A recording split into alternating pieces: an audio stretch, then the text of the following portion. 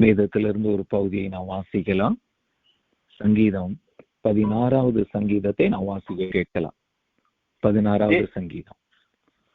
தேவனே, என்னை காப்பாற்றும், உம்மை நம்பி இருக்கிறேன். என் நெஞ்சமே, நீ கர்த்தரை நோக்கி, தேவரீர் என் ஆண்டவராய் இருக்கிறீர்.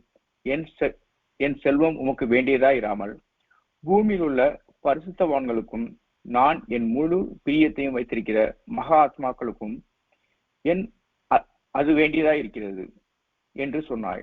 அந்நிய தேவனை நாடி பின்பற்றுகிறவர்களுக்கு வேதனைகள் பெருகும். அவர்கள் செலுத்துகிற இரத்த பான பலிகளை நான் செலுத்த மாட்டேன்.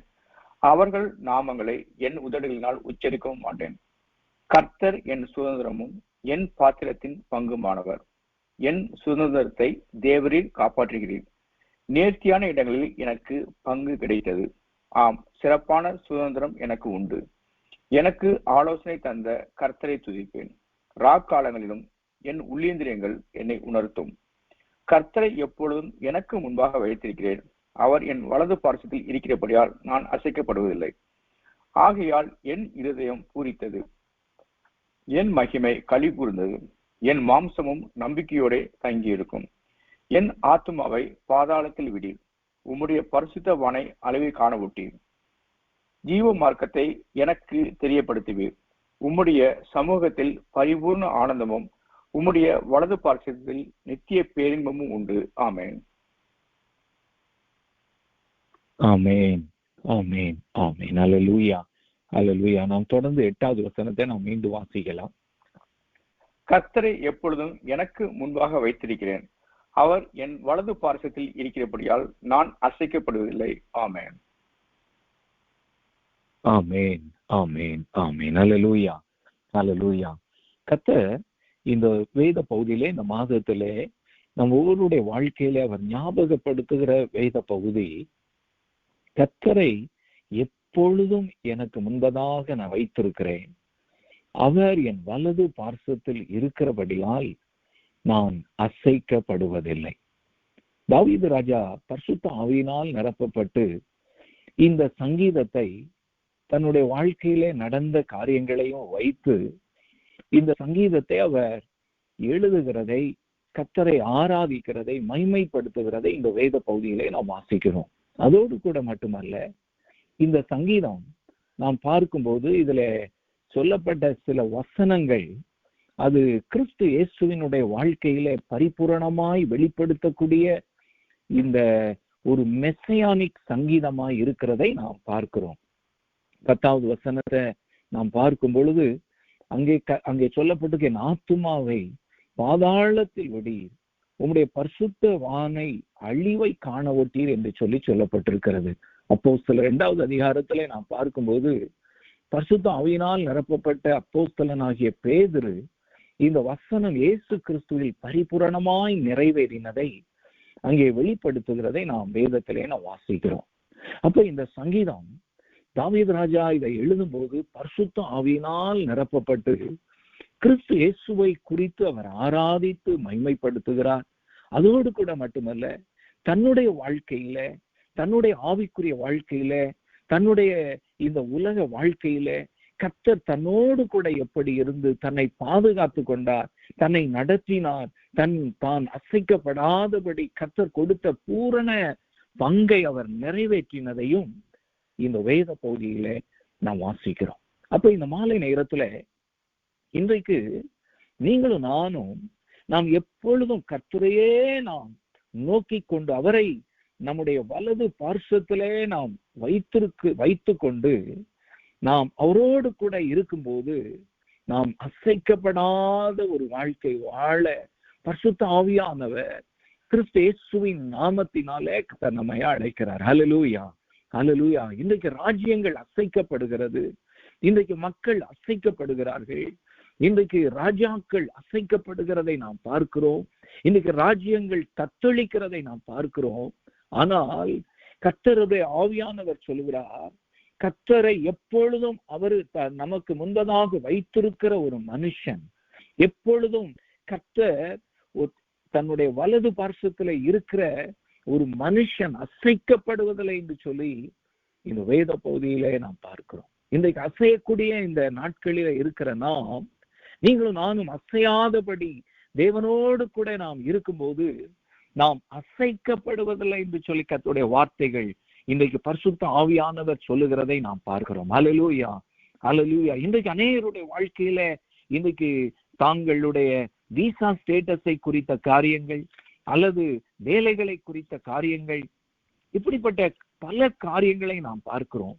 ஆனால் கர்த்தர் இந்த மாலை நேரத்திலே நமக்கு ஞாபகப்படுத்துகிற வார்த்தை, நீங்கள் அசைக்கப்படுவதில்லை. யார் அசைக்கப்படுவதில்லை? அந்த வேத பகுதியிலே பரிசுத்த ஆவியானவர் சொல்லுகிறார், கர்த்தரை எப்பொழுதும் தனக்கு முன்பதாக வைத்திருக்கிற ஒரு மனுஷன், எப்பொழுதும் கர்த்தர் வலது பார்சத்திலே இருக்கிற ஒரு மனுஷன், அவன் அசைக்கப்படுவதில்லை என்று சொல்லப்பட்டிருக்கிறது. அல்லேலூயா, அல்லேலூயா. நாம் சங்கீதம் 46வது சங்கீதத்தை நான் வாசித்து பார்க்கும் பொழுது, அங்கே ஜலங்கள், பூமியினுடைய நிலை மாறலாம், ஜலங்கள் கொந்தளித்து பொங்கலாம், ஆனால் தேவன் நம்முடைய நடுவில் இருக்கும்போது நாம் அசையாதபடி தேவன் நம்மை பரிபூரணமாய் பாதுகாத்துக் கொள்ளுகிறார் என்று சொல்லி நாம் வாசிக்கிறோம். அப்ப தேவனுடைய பிரசன்னம் நம் மத்தியிலே இருக்கும்போது, நம்முடைய தனிப்பட்ட வாழ்க்கையில, நம்முடைய பிள்ளைகளுடைய வாழ்க்கையில, நம்முடைய குடும்பத்தில, நம்முடைய வேலை ஸ்தலங்களில அவர் நம் மத்தியிலே பிரசன்னராயிருக்கும் போது நாம் அசைக்கப்படாத ஒரு வாழ்க்கை வாழ கர்த்தர் அழைக்கிறதை நாம் வேதத்திலே வாசிக்கிறோம். அல்லேலூயா. கர்த்தர் அந்த வாழ்க்கையை அவருடைய கிருபையினால் ஒவ்வொருவருக்கும் அவர் தருவதற்கு அவர் ஆவல் உள்ளவராயிருக்கிறார் என்று சொல்லி இந்த ஏப்ரல் மாதம் முதல் நாளிலே கர்த்தர் நமக்கு ஞாபகப்படுத்துகிறார். கர்த்தர் நம்முடைய வாழ்க்கையில அவர் வலது பார்சத்திலே நாம் இருக்கும்போது, கர்த்தர் நம் வலது பார்சத்திலே இருக்கும்போது, கர்த்தரை எப்பொழுதும் நமக்கு முன்பதாக நாம் வைத்திருக்கும் போது நம்முடைய வாழ்க்கையில கிடைக்கிற ஆசீர்வாதங்களை இந்த சங்கீதத்திலே நாம் வாசிக்கிறோம். நாம் வாசிக்கும் போது இதே சங்கீதத்துல நாம் அங்கே சொல்லப்பட்டிருக்கிறது 5வது வசனத்தையும் 10வது வசனத்தையும் நான் வாசிக்க கேட்கலாம். கர்த்தர் என் சுதந்திரமும் என் பாத்திரத்தின் பங்குமானவர், என் சுதந்திரத்தை தேவரீர் காப்பாற்றுகிறீர். என் ஆத்மா 10வது வசனம் என் ஆத்மாவை பாதாளத்தில் விடீர், உம்முடைய பரிசுத்தவனை அழிவை காண ஒட்டீர். ஆமென், ஆமென், ஆமென். 2 வசனங்கள்ல கர்த்தர் சொல்லுகிறார், அங்கே பரிசுத்த ஆவியானவர் தாவீது ராஜா மூலமாய் சொல்லுகிறார், ஒரு மனிதன் கர்த்தரை நோக்கி கொண்டிருக்கும் போது, கர்த்தரை தன் வலது பார்சத்தில் அவன் வைத்திருக்கும் போது அவன் அசைக்கப்படுவதில்லை.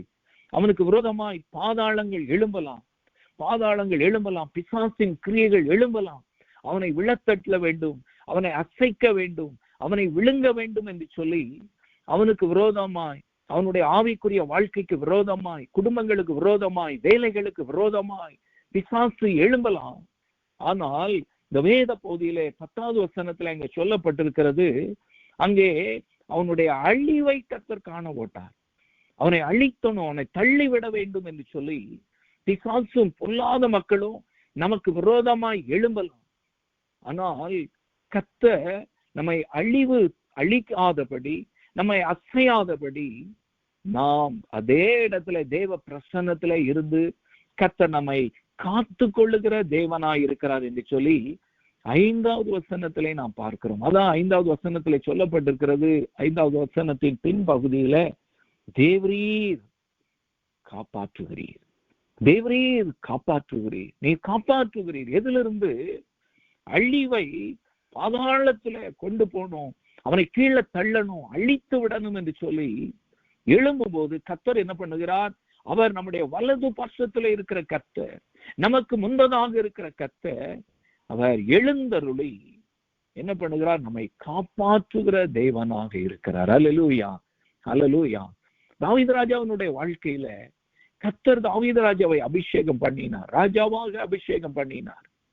அவனுக்கு விரோதமா எங்கே கோலியாத்து எழும்பி வந்ததை நாம் வேதத்துல வாசிக்கிறோம். கோலியாத்து வந்தார், ஆனால் கர்த்தர் தாவீதோடு கூட இருந்ததினால் கர்த்தரால் அவர் கோலியாத்தை அழிக்கிறதை நாம் பார்க்கிறோம். சவுல் அவனுக்கு விரோதமாய் அவனை கொலை செய்து விட வேண்டும் என்று சொல்லி அங்கே தெள்ளு பூச்சை தேடுவது போல அங்கே விரட்டுகிறதை நாம் வேதத்திலே வாசிக்கிறோம். ஆனால் கர்த்தர் தாவீதை அங்கே சவுலினுடைய கைக்கு தப்புவித்ததை நாம் வேதத்திலே வாசிக்கிறோம். அவர் அசைக்கப்படாதபடி, அவருடைய ஆத்துமாவை அழிவிலை தள்ளிவிடாதபடி கர்த்தர் அவரை ஆசீர்வதித்து உயர்த்துகிறதை வேதத்திலே வாசிக்கிறோம். அல்லேலூயா, அல்லேலூயா. இந்த மாலை நேரத்துல இன்றைக்கு நீங்களும் நானும் இன்னைக்கு அசைக்கப்படாதபடி கர்த்தர் தேவ பிரசன்னத்திலே நாம் இருக்கும்போது கர்த்தர் நம்மோடு கூட இருந்து நம்மை அசையாதபடி நம்மை காத்து கொள்ளுகிற தேவனாய் இருக்கிறார் என்று சொல்லி பரிசுத்த ஆவியானவர் நமக்கு ஞாபகப்படுத்துகிறதை இந்த வேத பகுதியிலே நாம் வாசிக்கிறோம். தொடர்ந்து நாம் பார்க்கும்போது அநேக ஆசீர்வாதங்கள் இருக்கிறது. நாம் 5 ஆசீர்வாதங்களை பார்த்து இந்த ஆசீர்வாதங்களை நாம் பெற்றுக் கொள்வதற்கு தேவன் நம்முடைய வாழ்க்கையில எதிர்பார்க்கிற காரியம் என்ன என்று சொல்லி நாம் தியானித்து நாம் ஜெபிக்க போகிறோம். 2வது, கர்த்தர் நாம் வலது பார்শ্বத்துல இருக்கும் பொழுது நமக்கு கிடைக்கிற ஆசீர்வாதம் 6வது வசனம். நேர்த்தியான இடங்களில் எனக்கு பங்கு கிடைத்தது, ஆம் சிறப்பான சுதந்திரம் எனக்கு உண்டு. ஆமேன், ஆமேன், ஆமேன், ஆமேன். கர்த்தர் சொல்லுகிறார், அங்கே பரிசுத்த ஆவியானவரால் நிரப்பப்பட்ட தாவீது ராஜா சொல்றாங்க, அங்கே எனக்கு சிறப்பான சுதந்திரம் கொடுக்கப்பட்டது. சிறப்பான பெஸ்ட் கர்த்தர் நமக்கு கொடுக்கும் போது அவர் உச்சிதமான கோதுமையினாலும் கண்மலை தேனினாலும் நம்மை திருப்தி ஆக்குகிறார். கர்த்தர் நம்முடைய வாழ்க்கையில கொடுக்கிற ஆசீர்வாதங்கள் அவைகள் நேர்த்தியான ஆசீர்வாதம். நேர்த்தியான ஆசீர்வாதம். ஒருவேளை ஒரு மனுஷன் நமக்கு ஒண்ணு கொடுக்கும் போது, அநேக டைம்ல மனுஷன் ஒருத்தன் கொடுக்கும் போது, யாரா இருந்தாலும் சரி, அவங்க கொடுக்கும் போது பெஸ்ட தனக்குள்ள வைத்துக்கொண்டு என்ன பண்ணுவான், செகண்ட் பெஸ்ட் இல்லைன்னா அடுத்ததுதான் என்ன பண்ணுவாங்க, கொடுப்பாங்க. ஒருத்தனுக்கு நிறைவு இருந்தாதான் மற்றவங்களுக்கு கொடுப்பாங்க. ஆனால் கர்த்தர் அப்படி அல்ல.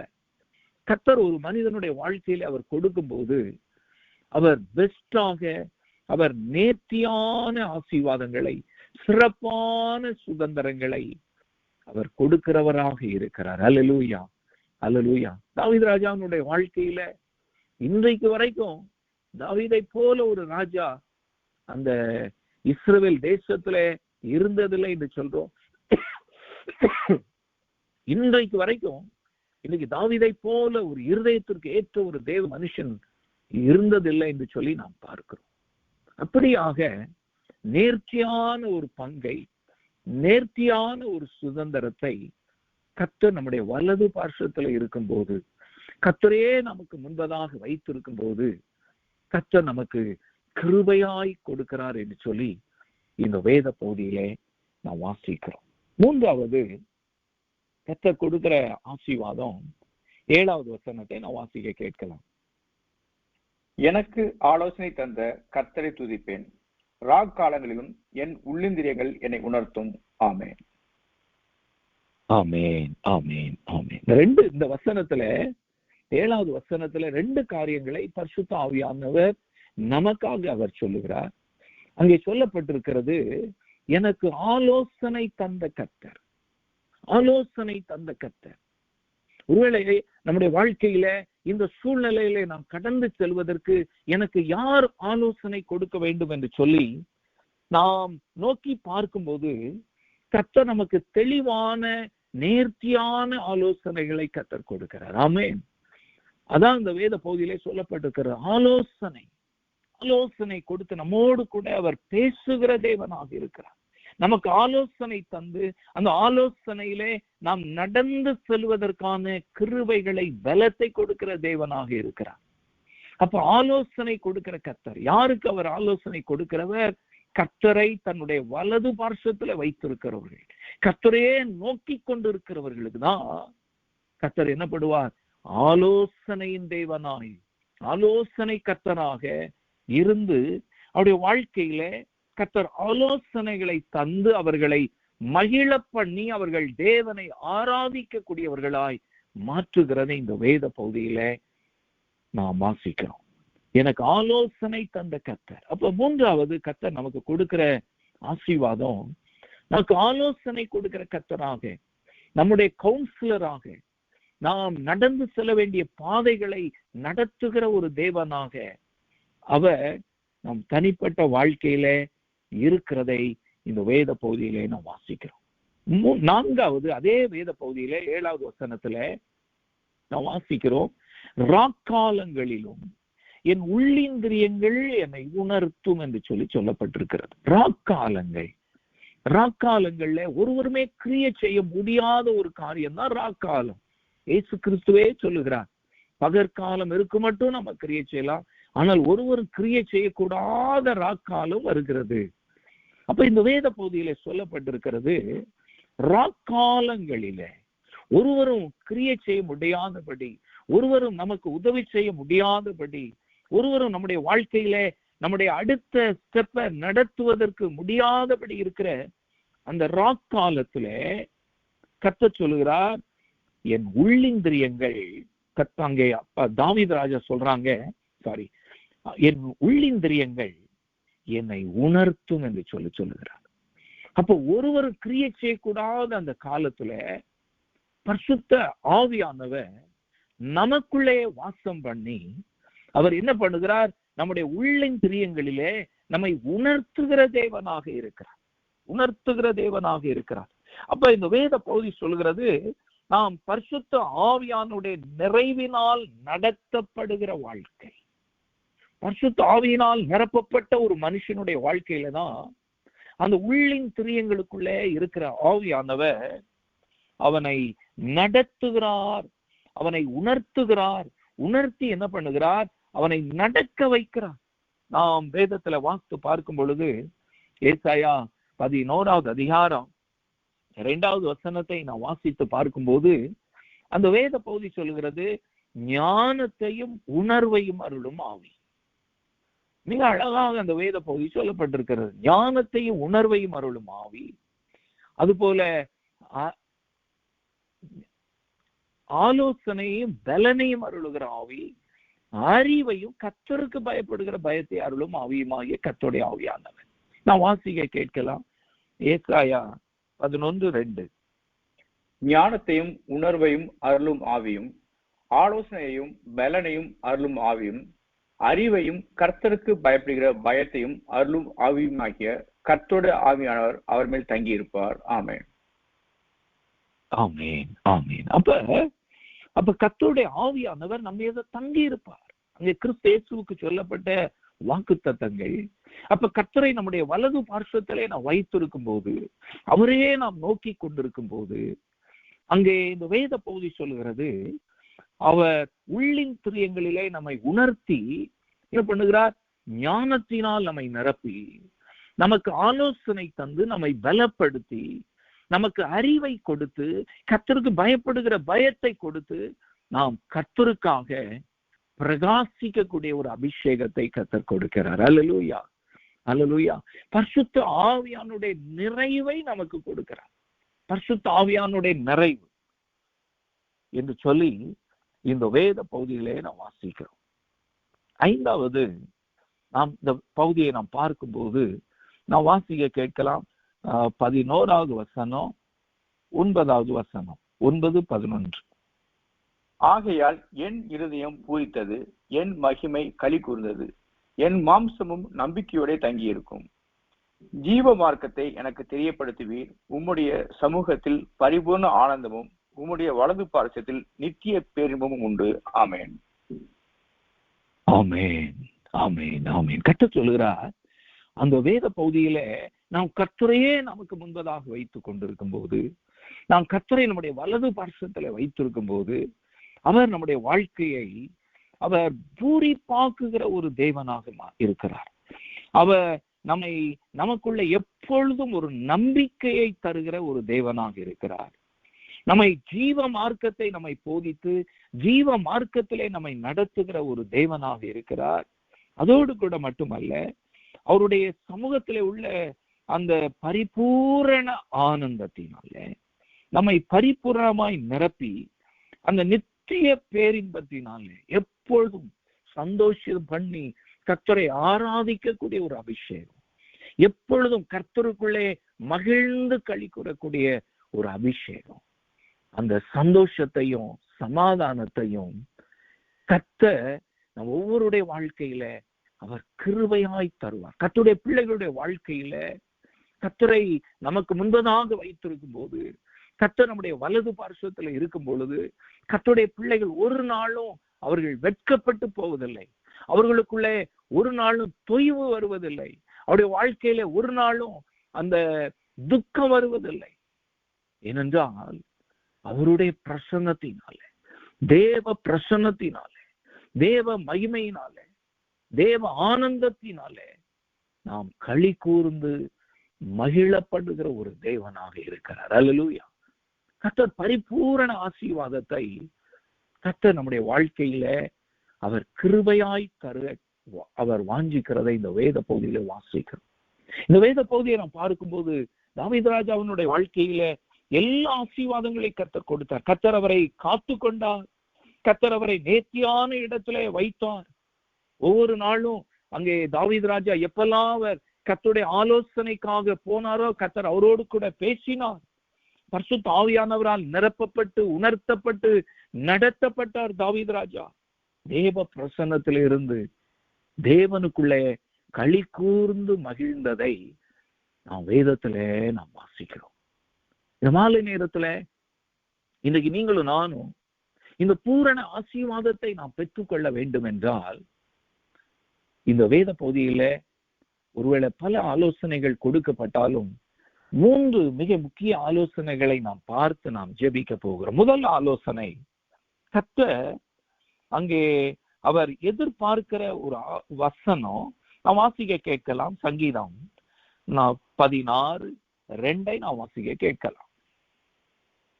என் நெஞ்சமே, நீ கர்த்தரை நோக்கி தேவரீர் என் ஆண்டவராய் இருக்கிறீர். என் செல்வம் உமக்கு வேண்டியதாயிராமல். இந்த வேத பகுதியிலே சொல்லப்பட்டிருக்கிறது, என் நெஞ்சமே நீ கர்த்தரை நோக்கி கொண்டிரு. என் நெஞ்சமே நீ கர்த்தரையே நோக்கி கொண்டிரு. அப்ப நம்முடைய முழு எண்ணமும் நெஞ்ச ஆத்துமா ஆவி ஆத்துமா நம்ம என்ன பண்ணணும்? கர்த்தரையே நாம் நோக்கி கொண்டிருக்க நாம் அழைக்கப்படுகிறதை இந்த வேத பகுதியிலே நாம் வாசிக்கிறோம். அப்ப கர்த்தரையே நாம் நோக்கி கொண்டிருக்க வேண்டும். எப்பொழுதும் எந்த ஒரு சூழ்நிலையிலும் நாம் கர்த்தரையே நோக்கி கொண்டிருக்க கர்த்தர் நம்மை அழைக்கிறதை நாம் வேதத்திலே நாம் வாசிக்கிறோம். நாம் வாசிக்க கேட்கலாம். இன்னும் ஒரு வசனம், சங்கீதம் 121:1 நாம் வாசிப்பதற்கு முன்பாக 120வது சங்கீதம் 7வது வசனத்தை நாம் வாசிக்க கேட்கலாம். சங்கீதம் 120:7, 121:1. நான் சமாதானத்தை நாடுகிறேன், அவர்களோ நான் பேசும்போது யுத்தத்துக்கு எத்தனைப்படுகிறார்கள். எனக்கு ஒத்தாசை வரும் பர்வதங்களுக்கு நேராக என் கண்களை ஏறெடுக்கிறேன். வானத்தையும் பூமியும் உண்டாக்கின கர்த்தரிலிருந்து எனக்கு ஒத்தாசை வரும். ஆமென். ஆமென். இந்த வேத பகுதியிலே அங்கே 120வது சங்கீதத்துல ஒரு சூழ்நிலை சொல்லப்பட்டிருக்கிறது.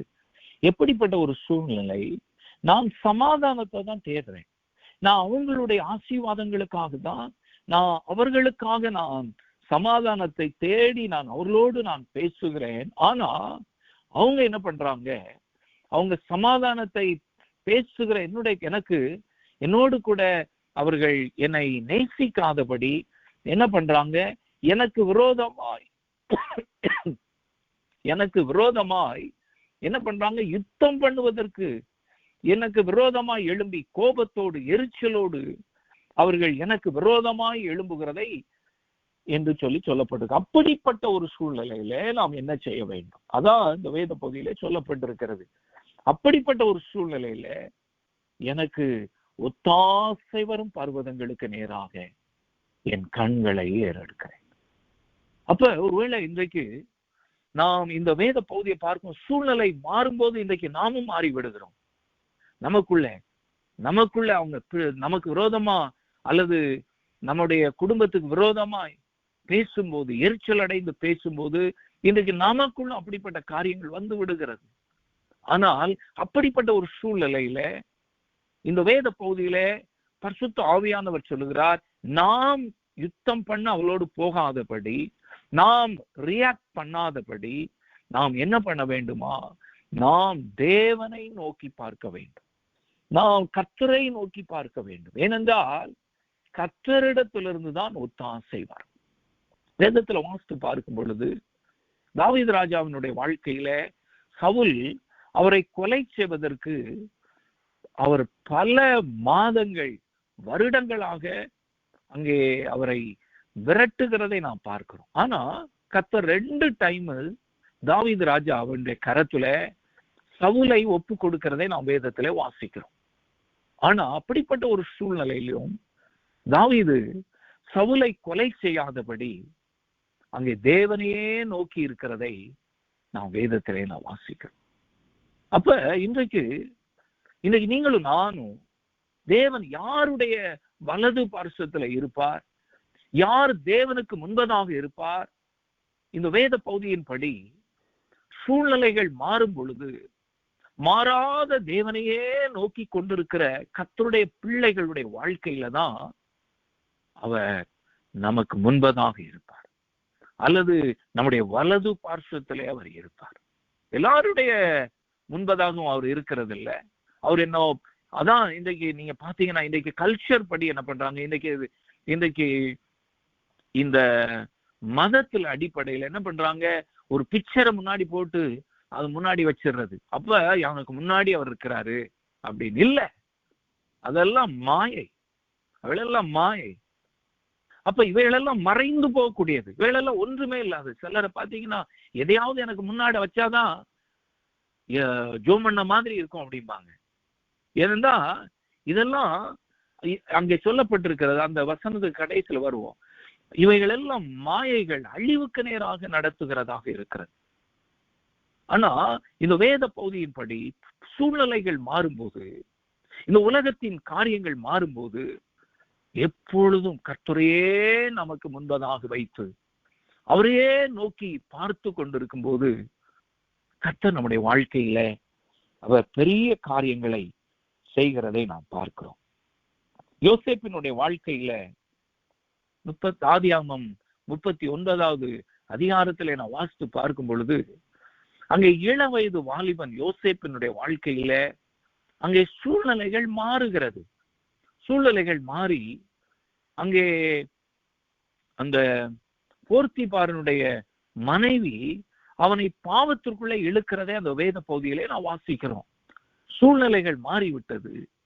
அப்படிப்பட்ட ஒரு சூழ்நிலையிலும் யோசேப்பு அங்கே அவளோடு கூட சொல்லுகிறான், கர்த்தருக்கு விரோதமான இந்த பாவத்தை நான் எப்படி செய்வேன்? ஏனென்றால் எனக்கு முன்பதாக கர்த்தர் இருக்கிறார், அவர் எனக்கு முன்பதாக இருக்கிறதுனால நான் இந்த பாவத்திற்கு நான் உடன்படக்கூடாது என்று சொல்லி அவன் தேவனை தனக்கு முன்பதாக வைத்திருக்கிறதை இந்த வேத பகுதியிலே நாம் வாசிக்கிறோம். வாசிக்க கேட்கலாம். ஆதியாகமம் 39வது அதிகாரம் 9வது வசனம். இந்த வீட்டிலே என்னிலும் பெரியவன் இல்லை, நீ அவருடைய மனைவியா இருக்கிறபடியால் உன்னை தவிர வேறொன்றையும் அவர் எனக்கு விலக்கி வைக்கவில்லை. இப்படி இருக்க நான் இத்தனை பெரிய பொல்லாங்குக்கு உடன்பட்டு தேவனுக்கு விரோதமாய் பாவம் செய்வது எப்படி என்றான். ஆமென். ஆமென். ஆமென். அங்க யோசேப்பு சொல்றாங்க, நான் தேவனுக்கு விரோதமாய் பாவம் செய்ய எப்படி? ஏன்னா தேவன் எனக்கு முன்பதாக இருக்கிறார், அவர் என் வலது பார்சத்தில் இருக்கிறார். எதற்காக? நாம் பரிசுத்த வாழ்க்கை வாழ்வதற்காக, கிறிஸ்து இயேசுவை நம்முடைய வாழ்க்கையிலே வெளிப்படுத்தக்கூடிய ஒரு வாழ்க்கை. அப்படிப்பட்ட ஒரு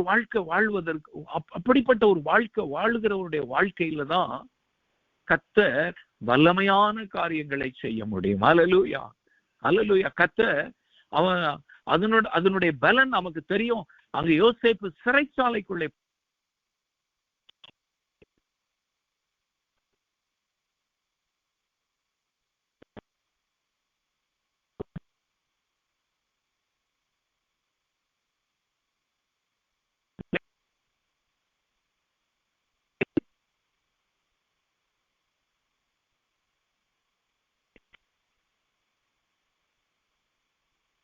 அசைத்து விட வேண்டும் என்று சொல்லி எழும்பினது.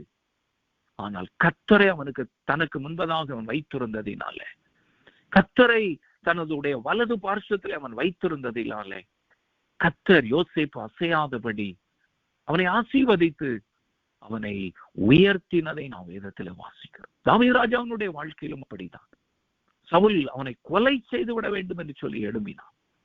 ஆனால் கர்த்தர் அவனை அசையாதபடி அவனை ராஜாவாக மட்டுமல்ல, அவனை ஒரு எம்பரராகவும் மாற்றினதை நாம் வேதத்தில் வாசிக்கிறோம். இயேசு கிறிஸ்துனுடைய வாழ்க்கையை வாசித்து பார்க்கும் பொழுது, இன்னைக்கு உங்களுக்காக எனக்காக தன்னுடைய சொந்த நம்முடைய வாழ்க்கையை மீட்பதற்காக, நம்முடைய வாழ்க்கையை நரக ஆக்கினையிலிருந்து மீட்பதற்காக அவர் எல்லாவற்றையும், அவர் பாவ சாபங்களை தன்னுடைய சரீரத்தில் அவர் ஏற்றுக்கொண்டார். ஏற்றுக்கொண்டு இருளின் ஆதிக்கத்துக்குள்ளே அவர் தள்ளப்பட்ட போதிலும் இயேசு கிறிஸ்து அவர் செயலாற்றாதபடி தன்னுடைய பிதாவையே நோக்கி மௌனமாயிருந்து உள்ளத்திலே அவரை நோக்கி ஜெபித்து கொண்டே இருக்கிறதை நாம் பார்க்கிறோம். உள்ளத்திலே கர்த்தரை ஆராதித்து கொண்டே இருக்கிறதை நாம் பார்க்கிறோம். உள்ளத்திலே கர்த்தரை ஸ்தோத்தரித்து கொண்டே இருக்கிறதை நாம் பார்க்கிறோம். ஏனென்றால் கர்த்தரை எப்பொழுதும் எனக்கு முன்பதாக நான் வைத்திருக்கிறேன். அவர் என் வலது பார்শ্বத்திலே இருக்கிறபடியால் நான் அசைக்கப்படுவதில்லை. பரிசேயர்கள் நினைத்தாங்க, வேதபாரர்கள் நினைத்தாங்க, அதுபோல பிரதான ஆசாரியன் நினைத்தான், ஏரோது நினைத்தான், பொந்தி பிலாத்து நினைத்தான், இயேசு கிறிஸ்துவை அழித்து விட வேண்டும் என்று சொல்லி பிசாசு இவர்கள் மூலமாய் எத்தனித்து எழும்பினான். ஆனால் கர்த்தர் கிறிஸ்து இயேசு கிறிஸ்துவையே, பரலோக தேவனையே, தன்னுடைய பிதாவையே அவர் நோக்கி பார்த்து, அவர் என்னோடு கூட இருக்கிறார், என்னை இந்த உலகத்திற்கு அனுப்பினவர் அவர் என்னோடு கூட இருக்கிறார் என்று சொல்லி தன்னை பரிபூரணமாய் அர்ப்பணித்ததினால பூரண ஆசீர்வாதத்தை, அசையப்படாத ஆசீர்வாதத்தை இன்றைக்கும் பெற்றுக்கொண்டதை நாம் பார்க்கிறோம். அசையாத ராஜ்யம், இன்னைக்கு அசையாத ராஜ்யம் கிறிஸ்து இயேசுவினுடைய ராஜ்யம். அல்லேலூயா. மற்ற எல்லா ராஜ்யங்களும் அசையக்கூடியது.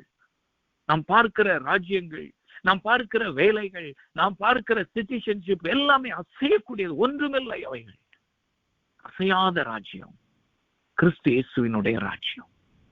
இன்னைக்கு நீங்களும் நானும் அவரையே நோக்கி பார்த்து கொண்டிருக்கும் போது கர்த்தர் நம்முடைய வாழ்க்கையில மேலான ஆசீர்வாதத்தை கொடுக்கிற தேவனாக இருக்கிறார்.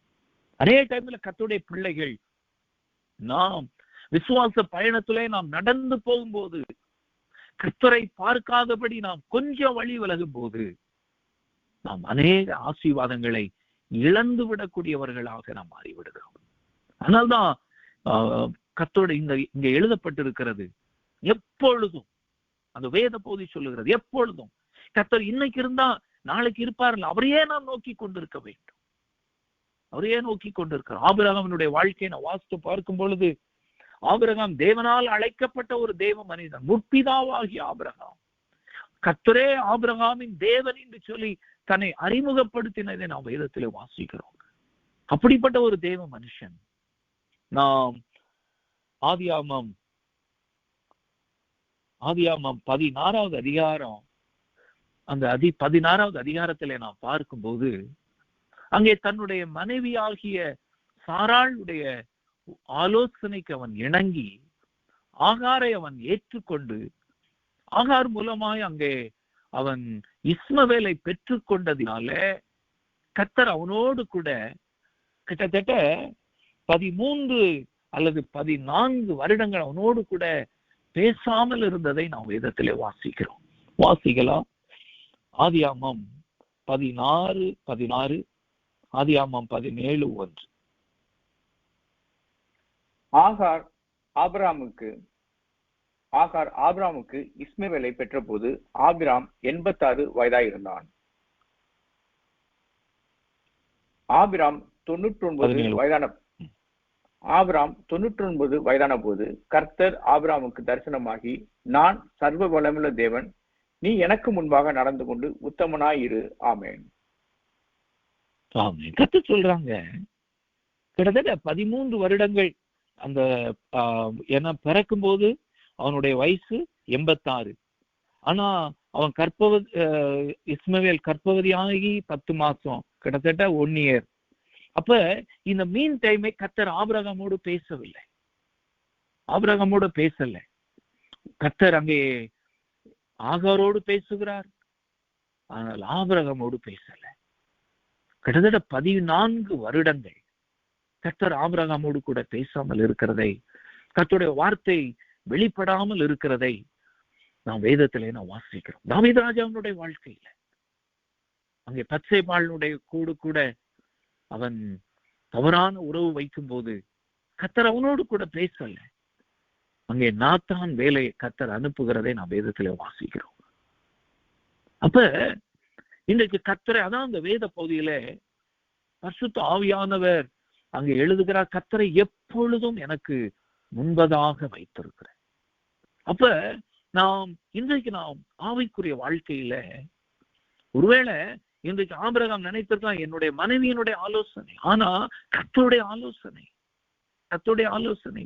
ஒருவேளை ஆதாமினுடைய வாழ்க்கையில பார்க்கும்போது தன்னுடைய மனைவியினுடைய ஆலோசனை கேட்டு போனதை பார்க்கிறோம். மனைவியினுடைய ஆலோசனை கேட்கணும், ஆனா நாம் கர்த்தருடைய ஆலோசனையின்படி நாம் நடக்க வேண்டும் என்று சொல்லி இந்த வேத பகுதிகள் நமக்கு ஆலோசனை சொல்லுது. அப்ப கர்த்தரையே நாம் நோக்கி கர்த்தருடைய சித்தத்தையே நாம் செய்ய நம்மை அர்ப்பணிக்கிற போதுதான் கர்த்தர் நம்முடைய வலது பார்சத்துல இருப்பார். அதே டைம்ல நம்ம நினைச்சு கொள்றோம் கர்த்தர் என் கூட இருக்கிறார் அப்படின்னு. நம்முடைய வாழ்க்கை கர்த்தருடைய சித்தத்தின்படி நடந்தாதான், நம்முடைய வாழ்க்கை தேவன் எதிர்பார்க்கிற அந்த பரிசுத்தத்திலே கிறிஸ்துவிலே நம்முடைய வாழ்க்கை இருந்தாதான் கர்த்தர் நம்மோடு கூட இருப்பார். கர்த்தர் நம்முடைய வாழ்க்கையில வலது பார்சத்துல இருப்பார். இல்லாவிட்டால் ஆபிரகாமினுடைய வாழ்க்கை போல இன்றைக்கு நாம் ஆவிக்குரிய வாழ்க்கையில நாம் நடந்து செல்ல வேண்டியதாக இருக்கும் என்று சொல்லி சொல்லப்பட்டிருக்கு. அதனால்தான் கர்த்தர் சொல்றாங்க 99வது வயதுல ஒரே வசனத்துல 2 வசனத்திலையும் அவனுடைய வயதை குறிப்பிட்டிருப்பதற்கு காரணம், அவர் 86வது வயசுக்கு பிறகு ஆபிரகாமோடு மேலும் எத்தனை வருஷம் தான் பேசுறாரு? 99ல தான் பேசுறாரு. கர்த்தர் தரிசனமாகி கர்த்தர் சொல்றாங்க, நீ எனக்கு முன்பதாக நடந்து கொண்டு உத்தமனாயிரு. உத்தமனா வாழ்க்கை வாழும்போது நாம் கர்த்தர் நம்முடைய பக்கத்துல இருக்கிறார் என்று சொல்லி இந்த வேத பகுதி நமக்கு ஞாபகப்படுத்துகிறது. 2வது, நாம் கர்த்தரே நாம் நோக்கி இருக்கும்போது கர்த்தர் நம்மோடு கூட இருக்கிறார். அடுத்து நம்முடைய வாழ்க்கையில என்ன செய்ய வேண்டும்? அதே வேத பகுதி 2வது வசனத்தையும் 3வது வசனத்தையும் 5வது வசனத்தையும் நாம் வாசிக்க கேட்கலாம். 3 வசனம் சங்கீதம் 16, 2, 3, 5. அதே தமிழ் முடிச்ச பிறகு இங்கிலீஷ்லயும் நாம் NKJV வெர்ஷன்ல அந்த வசனத்தை வாசிக்க கேட்கலாம்.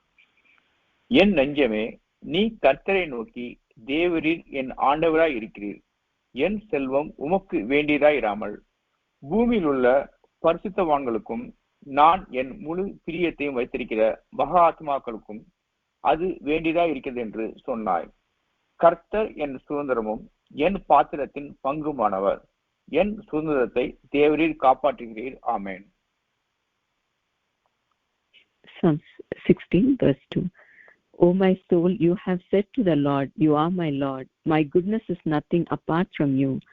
As for the saints who are on the earth, they are the excellent ones in whom is all my delight. Verse 5. O Lord, you are the portion of my inheritance and my cup. You maintain my Lord. Amen. ஆமென், ஆமென், ஆமென். ஒருவேளை நாம் இந்த வேத பகுதியில தமிழ்ல வாசிக்க கேட்டோம், இங்கிலீஷ்ல நான் வாசிக்க கேட்டோம். நம்முடைய தமிழ் வேத பகுதி KJV வெர்ஷன் தான் இருக்கிறது இந்த இடத்துல. ஆனா NKJV வாசிக்கும் போது அந்த வேத பகுதி சொல்லுகிறது, அங்கே சொல்லப்பட்டிருக்கிறது, Lord, you are my goodness is nothing about from you.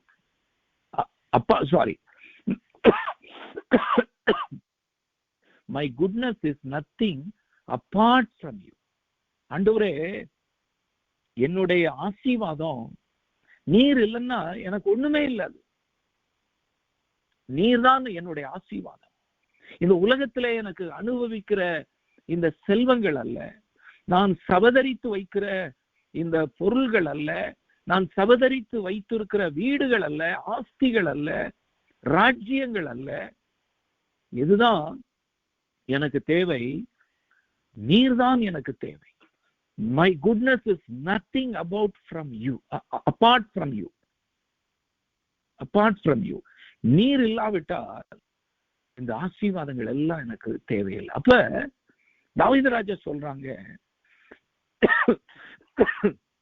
ஆண்டவரே நீர்தான் எனக்கு வேண்டும், நீர்தான் எனக்கு வேண்டும். அதனால்தான் அவங்க சங்கீதத்துல சொல்லும்போது சொல்றாங்க, உம்முடைய வாசற்படியிலே நான் காத்திருப்பதே நான் நாடுவேன், உம்முடைய ஆலயத்துல உட்கார்ந்து நான் ஆராய்ச்சி செய்வேன். ஆராய்ச்சி செய்வேன்னா ஆலயத்தை சுத்தி சுத்தி எப்படி கட்டி இருக்கிறாங்க அப்படி அல்ல, வேதத்தை ஆராய்ந்து பார்க்கிற வாழ்க்கை, வேதத்தை ஆராய்ந்து பார்க்கிற வாழ்க்கை. இன்றைக்கு நாமும் நீங்களும் நானும் நாம் தேவனை வாஞ்சிக்க வேண்டும், தேவனை வாஞ்சித்து கதற வேண்டும் என்று சொல்லி இந்த வேத பகுதியிலே நீங்க வாசிக்க கேட்ட 2வது வசனம், 3வது வசனம், 5வது வசனத்தையும் சேர்த்து வாசிக்கும் போது தமிழ்ல அந்த டிரான்ஸ்லேஷன்ல கொஞ்சம் அங்கொஞ்சம் அப்படி கொஞ்சம் கொஞ்சம் மாற்றப்பட்டிருக்கிறது, ஏன்னா டிரான்ஸ்லேஷன் சரியாததுனால. ஆனா இந்த வேத பகுதிகள் எல்லாம் பார்க்கும்போது தாவீது ராஜா சொல்றாங்க, அங்கே சொல்லப்பட்டிருக்கிறது, ஆண்டவரே என்னுடைய செல்வம் அல்ல, நீர்தான் எனக்கு தேவை, நீர்தான் எனக்கு தேவை.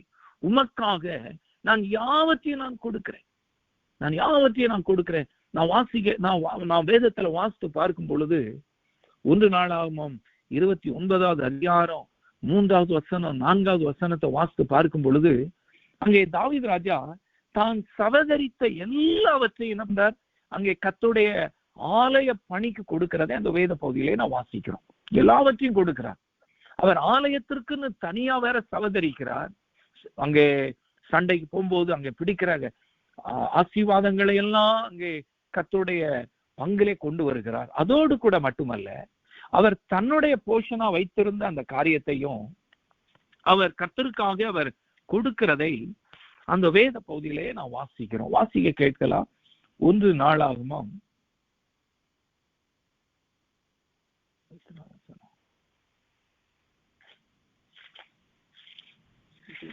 29:3-4. இன்னும் தேவனுடைய ஆலயத்தின் மேல் நான் வைத்திருக்கிற வாஞ்சையினால் பரிசுத்த ஆலயத்துக்காக நான் சவதரித்த அனைத்தையும் தவிர எனக்கு சொந்தமான பொன்னையும் வெள்ளியையும் என் தேவனுடைய ஆலயத்துக்கென்று கொடுக்கிறேன். அறைகளின் சுவர்களை மூடுவதற்காகவும் பொன் வேலைக்கு பொன்னும் வெள்ளி வேலைக்கு வெள்ளியையும் உண்டாயிருக்கிறதற்காகவும் கம்மலால் செய்யும் வேலை அனைத்திற்காகவும் ஒப்பீரின் தங்கமாகிய 3000 தாலந்து தங்கத்தையும் சுத்த வெளியாக 7000 தாலந்து வெள்ளியையும் கொடுக்கிறேன். ஆமென். ஆமென். அங்கே சொல்றாங்க, நான் கர்த்தருடைய பணிக்காக நான் சவதரித்த என்னுடைய தங்கம், என்னுடைய வெள்ளி, நீங்க அதெல்லாம் ஒரு தாலந்து என்ன சொல்றாங்க, கிட்டத்தட்ட 45 கிலோ அப்படின்னு சொல்றாங்க. அப்ப அவ்வளோத்தையும் நம்ம 3000 கிட்டத்தட்ட அது ஒரு 105 டன் வருது. அவ்வளோ டன்னா தன்னுடைய தனக்குரிய ஆஸ்திய கர்த்தருடைய ராஜ்யத்திற்காக கொடுக்கிறதை நாம் பார்க்கிறோம். இன்றைக்கு நாம் பார்க்கிற காரியங்கள், இன்னைக்கு நான் கர்த்தருக்கு செய்தா எனக்கு என்ன கிடைக்கும் என்று சொல்லி நாம் பார்க்கிறோம். ஆனால் தாவீது ராஜா சொல்றாங்க, நான் கர்த்தருக்கு எல்லாவற்றையும் நான் கொடுக்கிறேன், எனக்கு தேவையில்லை, இது எனக்கு தேவையில்லை. ஏனென்றால் கர்த்தர் என் பாத்திரத்தின் பங்கு, அவர்தான் என்னுடைய பங்கு, அவர் என்னுடைய பங்காயிருக்கிறதுனால எனக்கு இந்த உலகத்தில் உள்ள பங்குகள் தேவையில்லை. அதுதான் அதனுடைய ஆழமான அர்த்தம். அதனால்தான் நான் 2, 3, 5 அந்த வசனங்களை சேர்த்து வாசிக்கும் போதுதான் அந்த வேத பகுதியினுடைய அந்த மைய கருத்தை நாம் புரிந்து கொள்ள முடியும். அங்கே தாவீது ராஜா சொல்றாங்க, எனக்கு நீர்தான் எனக்கு தேவை, உமக்காக நான் எல்லாவற்றையும் நான் விட தயாராக இருக்கிறேன், உம்முடைய அன்பிலே நான் எப்பொழுதும் நான் தழைத்திருக்க வேண்டும். ஒருவேளை இன்றைக்கு நாம் பார்க்கும்போது சிலர் என்ன பண்றதுல நம்ம ஜுவல்ஸ் அணிய வேண்டாம் அப்படின்னு சொல்றாங்க. ஆனா என்ன பண்றாங்க, கேஷ பின்னாடி வாங்கிடுறாங்க. அது அல்ல கர்த்தருக்காக எல்லாவற்றையும் தாவீது ராஜா கொடுக்கிறதை நான் பார்க்கிறோம். நல்ல வீடு வேணும், நமக்கு வீடு வேணும், நல்ல கார் வேணும், நமக்கு தேவையானது தேவைதான். ஆனால் அதற்கு மிஞ்சி போறதுதான் அதன் மீது நம்முடைய கவனத்தை செலுத்தக்கூடியதாக இருக்கிறதை நாம் பார்க்கிறோம். அப்ப இன்றைக்கு தாவீது ராஜா சொல்றாங்க, நான் கர்த்தரையே வாஞ்சியா இருக்க வேண்டும். அதனால்தான் நாம் சங்கீதம் 40 நாம் வாசிக்கிறோம், மானானது நீரோட் 42 மானானது நீரோடைகளை வாஞ்சித்து கதறுவது போல ஆண்டவரே என் ஆத்துமா உம்மேல தாகமா இருக்கிற. அதுதான் தாகம், கர்த்தரை தேடுகிற ஒரு தாகம், கர்த்தரை வாஞ்சிக்கிற ஒரு தாகம், கர்த்தருக்காக எல்லாவற்றையும் விட்டுவிட்ட ஒரு தாகம். கர்த்தருடைய பிள்ளைகள் அப்போஸ்தலர்கள் அன்றைக்கு சொல்றாங்க, எல்லாவற்றையும் அவர்கள் விட்டு கர்த்தருக்காக வந்தவர்கள். நம்ம எல்லாத்தையும் விட்டுட்டு வரணும்னு தேவையில்லை. இன்றைக்கு நாம் எல்லா காரியங்களையும் மாம்சத்தின் மீது அல்லது இந்த உலக காரியங்களின் மீது, உலக இச்சையின் மீது நாம் ஆசை வைக்காதபடி கர்த்தரை பரிபூரணமாய் ஒரு பிரித்தெடுக்கப்பட்ட வாழ்க்கைக்கு நாம் வரும்போதுதான் கர்த்தர் நம்முடைய வலது பார்சத்துல இருப்பார். ஆமென், ஆமென். உன்னத பாட்டு 2வது அதிகாரம் 4வது வசனத்தை வாசித்து பார்க்கும் பொழுது அந்த வேத பகுதியில அங்கே அந்த சூலைமேத்தியால் சொல்றாங்க, நான் விருந்து சாலைக்குள்ளே என்னுடைய நேசர் என்னை அழைத்து சென்றார். ஆனா விருந்து சாலையினுடைய மனம் என் மீது படல. ஆனால் என் மீது படர்ந்தது அவருடைய கொடி, நேசமே. அந்த நேச கொடி, அந்த சிலுவையின் கொடி, அந்த கிறிஸ்துவின் அன்பு எனக்குள்ளே பறந்ததினால என்னால இந்த உலகத்தினுடைய காரியங்கள், உலகத்தினுடைய ஆசை இச்சைகள் எல்லாமே எனக்கு ஒன்றுமில்லாமல் போய்விடாது என்று சொல்லி அங்கே பார்க்கணும். நான் வாசிக்க கேட்கலாம். உன்னத பாட்டு 2வது அதிகாரம் 4வது வசனம். என்னை விருந்து சாலைக்கு அழைத்து கொண்டு போனார், என் மேல் பறந்த அவருடைய கொடி நேசமே. ஆமென், ஆமென், ஆமென், ஆமென். அங்கே என் மேல் பறந்த கொடி நேசமே. தாவீது ராஜா அதைத்தான் சொல்றான். இந்த உலகத்தின் காரியங்கள் அல்ல, உலகத்தின் செல்வங்கள் அல்ல, என் மீது கர்த்தர் வைத்திருக்கிற அந்த அன்பு, அவர் மீது வாஞ்சை, அவருடைய பிரசன்னத்துல இருக்கணுங்கிற ஒரு தாகம். மாலை நேரத்துல நம்மை ஆராய்ந்து பார்ப்போம். கர்த்தர் நம்முடைய வலது பார்சத்தில் இருக்கிறார், கர்த்தர் எனக்கு முன்பதாகவே இருக்கிறார் அப்படின்னா நாம் எப்பொழுதும் பரிசுத்த வாழ்க்கை வாழ்ந்து, அவரோடு கூட நடக்கிற ஒரு வாழ்க்கை வாழ்ந்து, அவரால் நடத்தப்பட்டு அவரையே வாஞ்சிக்கிற ஒரு வாஞ்சி, அவர்களுடைய வாழ்க்கையில தான் கர்த்தர் அவர்களுக்கு முன்பதாக இருப்பார். அவர்கள் பக்கத்துலதான் அவர் வலது பார்சத்துல இருப்பார் என்று சொல்லி இந்த வேத பகுதி நமக்கு ஞாபகப்படுத்துகிறது. என்னாகமம் 18:20, உபாகமம் 10:8-9, உபாகமம் 18:1-2 இந்த வேத பகுதிகள் நமக்கு சொல்லுகிறது, லேவியர்களுக்கு கர்த்தரே பங்கு. ஏதாவது ஒரு வசனத்தை வாசிக்கலாமா? உபாகமம் 10:8-7 வாசிக்கலாம். 8-9, சாரி, உபாகமம் 10:8-9. அக்காலத்திலே கர்த்தருடைய உடன்படிக்கை பெட்டியை சுமப்பதற்கும் இந்நாள் வரைக்கும் நடந்து வருகிறது போல கர்த்தருடைய சந்நிதியிலே நின்று அவருக்கு ஆராதனை செய்வதற்கும் அவர் நாமத்தை கொண்டு ஆசீர்வதிப்பதற்கும் கர்த்தர் லேவியின் கோத்திரத்தை பிரித்தெடுத்தார். ஆகையால் லேவிக்கு அவன் சகோதரருடைய பங்கும் சுதந்திரமும் இல்லை. உன் தேவனாய கர்த்தர் அவனுக்கு சொன்னபடி கர்த்தரே அவனுக்கு சுதந்திரம். ஆமென், ஆமென். வேத பகுதி சொல்லுகிறது, கர்த்தரே அவனுக்கு சுதந்திரம், கர்த்தரே அவனுக்கு சுதந்திரம். ஒருவேளை நம்ம நினைக்கிறோம் ஊழியம் செய்யறவங்களுக்கு தான் இது அப்படின்னு இல்லை. வெளிப்படுத்தல நான் வாசிக்கிறோம், கர்த்தர் நம்ம யாரா அழைத்திருக்கிறார்? ராஜாக்களாய், லேவியராய் அழைத்திருக்கிறார். அநேக டைம்ல நம்ம எப்ப நமக்கு தேவையோ அப்ப மட்டும் அந்த வசனத்தை சொல்லிக்குவோம். ஆனா லேவியருடைய அழைப்பு என்ன?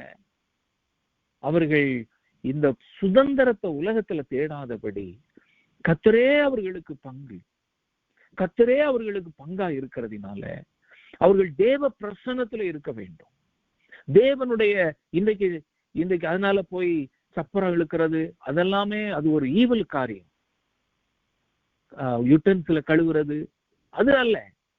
கர்த்தரை அறிமுகப்படுத்துவது அறியாத மக்களுக்கு, அதான் கர்த்தருடைய வேலை. கர்த்தர் புதிய ஏற்பாட்டுல கொடுத்த ஒரே ஒரு பணி கர்த்தரை அறிவிப்பது. அது ஒரே ஒரு பணி தான் கொடுத்திருக்கிறார். மற்ற எல்லாம் நம்ம போற சர்ச்சஸ்க்குள்ள நம்ம ஹெல்ப் பண்றோம், அவ்வளவுதான். That is not the ministry. Ministry என்பது, ஊழியம் என்பது இயேசுவை அறிவிப்பது. அதான் லேவியருடைய பணி. கர்த்தரை ஆராதிப்பதும், மக்களுக்குடைய காரியங்களை கர்த்தரிடத்துல சொல்லுவதும், கர்த்தருக்காக போய் மற்றவங்களை கிறிஸ்துவுக்குள்ளே கொண்டு வருவதும், அதான் லேவியருடைய பணி.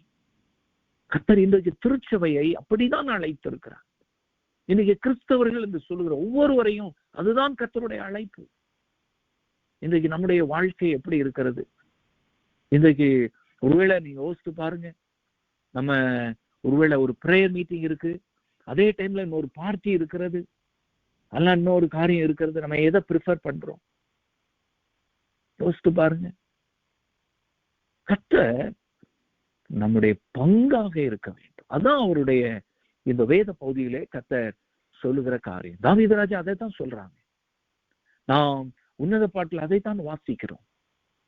லேவியருக்கு கர்த்தரே பங்கு. அப்ப அவர்கள் தேவ பிரசன்னத்துல இருக்க வேண்டும், தேவனை ஆராதிக்க வேண்டும், தேவனை மகிமைப்படுத்த வேண்டும், கர்த்தரோடு ஐக்கியம். மூன்றாவது நாம் வாசிக்க கேட்ட அதே வேத பகுதியிலே இருக்கிறது. நாம் அங்கே மூன்றாவது வசனத்தை நாம் தமிழ்ல வாசிக்க கேட்கலாம். திருப்பி நாம கேஜேவி வெர்ஷன், என்கேஜேவி வெர்ஷன் வாசிக்கலாம். பூமியில் உள்ள பரிசுத்தவான்களுக்கும் நான் என் முழு பிரியத்தையும் வைத்திருக்கிற மகா ஆத்மாக்களுக்கும் அது வேண்டியதா இருக்கிறது என்று சொன்னாய். ஆமென். As for the saints who are on the earth, they are the excellent ones in whom is all my delight. Amen. ஆமென், ஆமென். இந்த வேத பகுதியை நான் வாசித்து மொத்தத்துல நான் பார்க்கும்போது அங்கே சொல்லப்பட்டிருக்கிறது, செயின்ஸ் கர்த்தருடைய பிள்ளைகளோடு கூட நான் ஐக்கியப்பட்டு இருப்பதை தான் நாடுறேன். கர்த்தருடைய பிரசன்னத்துல இருப்பதை நான் வாஞ்சிக்கிறேன். கர்த்தருடைய பிள்ளைகளோடு கூட ஐக்கியப்பட்டு இருக்கிறதை நான் வாஞ்சிக்கிறேன். ஐக்கியப்பட்டு அவளோடு கூட கர்த்தரை நான் பேசுவதும், கர்த்தரை ஆராதிப்பதும், அவளோடு கூட இணைந்து கிறிஸ்து இயேசுவை அறிவிக்கிற அந்த பணியில நான் செல்லுகிற அந்த காரியத்தையுமே நான் வாஞ்சிக்கிறேன். கூடு உட்கார்ந்து சாப்பிட்டுக்கிட்டே இருக்கிறதல்ல. எனக்கு அநேக சர்ச்சஸ் என்ன பண்றோம், இன்னைக்கு எல்லாம் கூடி போட்டோன்னு ஒரு சாப்பாடை போட்டுறோம், சாப்பிட்டுட்டு அப்படி போயிடுறோம் வீட்டுக்கு.